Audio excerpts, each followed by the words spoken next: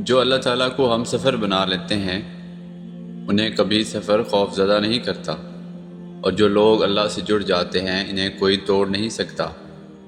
جو دعائیں اللہ کے سپرد کر دی جاتی ہیں انہیں کوئی موڑ نہیں سکتا۔ اس لیے اپنا تعلق اللہ سے مضبوط رکھیں، بس یقین سے دعا مانگیں۔ اللہ پاک فرماتا ہے کہ بولو میرے بندے، مجھے تمہارا بولنا اچھا لگتا ہے، تمہارا مجھ سے باتیں کرنا اور مانگنا مجھے اچھا لگتا ہے۔ اور پھر وہ گھنٹوں گھنٹوں تک ہماری باتیں سنتا رہتا ہے۔ انسان تو اکتا جاتا ہے مگر وہ رب نہیں اکتاتا ہم سے۔ اور امیدوں کے پیالے میں بھلا اللہ کے سوا کون کچھ ڈالتا ہے؟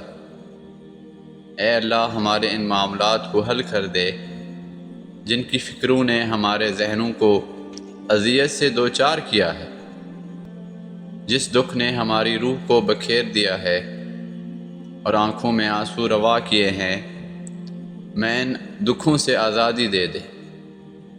زندگی میں ہر پریشانی کا ایک ہی حل ہے، اللہ سے بات کریں، اللہ سے مانگیں اور پھر اللہ پر ہی چھوڑ دیں۔ زندگی بہت کھٹن ہے، کوئی تھامے یا نہ تھامے، مگر جب اللہ تعالیٰ تھام لیتا ہے تو زندگی آسان ہو جاتی ہے۔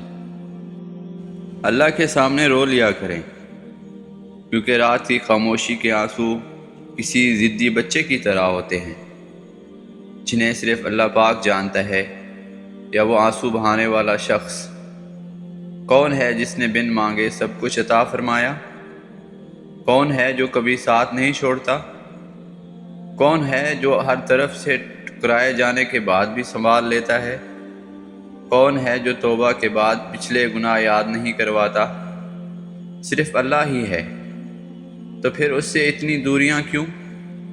اور جانتے ہیں کہ اللہ کا سہارا ہر ایک کو فیل نہیں ہوتا، اور جس کو فیل ہو جاتا ہے اس کو جواب ملنے لگتے ہیں، اور یہی اس کی محبت کی ایک نشانی ہے۔ وہ شخص گر بھی رہا ہو تو اس سے پتہ ہوتا ہے کہ وہ گرے گا نہیں، وہ ہار بھی رہا ہو تو وہ جانتا ہوتا ہے کہ اس نے جیتنا ہے۔ اللہ کی محبت یا اس کے در میں گرنے والے آنسو کا ایک قطرہ بے شک بہت چھوٹا ہوتا ہے، مگر اس میں اتنی طاقت ہوتی ہے کہ وہ سمندر کے برابر گناہ بھی مٹا دیتا ہے۔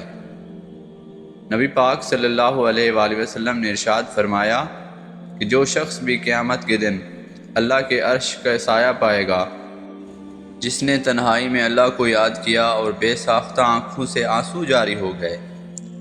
حقیقت تو یہ ہے کہ اللہ کے سوا ہر سہارا کمزور اور عارضی ہے۔